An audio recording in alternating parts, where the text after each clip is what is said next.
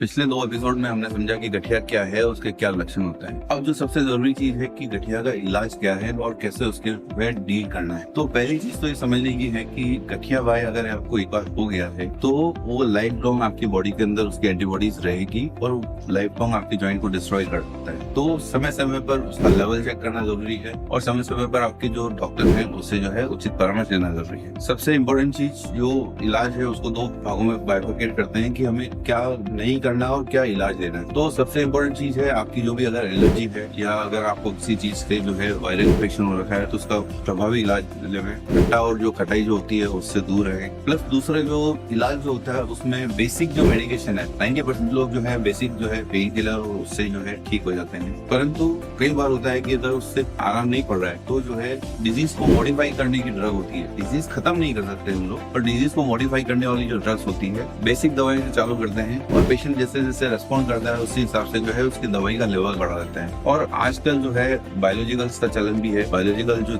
दवाई होती है वो जो आपका डिफेंस मैकेनिज्म होता है उसको सप्रेस करती है, उसको दबा के रखती है ताकि वो आपकी बॉडी जो है उसको खाने में से रोक सके, आपके जो जॉइंट है उसको डिस्ट्रॉय करने से रोक सके। सबसे इम्पोर्टेंट चीज है कि आप जो भी गठिया जब भी डिटेक्ट होता है, ठीक है, तब तुरंत इलाज लें और बिना डॉक्टर की सलाह के जो है अपनी दवाएं बंद नहीं करें। क्यों? क्योंकि ऐसा करने से जो है जो बीमारी है वो कई बार तरफ सरिश हो जाती है, कई बार आगे बढ़ जाती है और जॉइंट को इतना डिस्ट्रॉय कर देती है कि फिर वो दवाई से भी ठीक नहीं होता। तो उचित परामर्श लेना बहुत जरूरी है और बिना डॉक्टर की सलाह के दवाई बंद नहीं करनी। Thank you.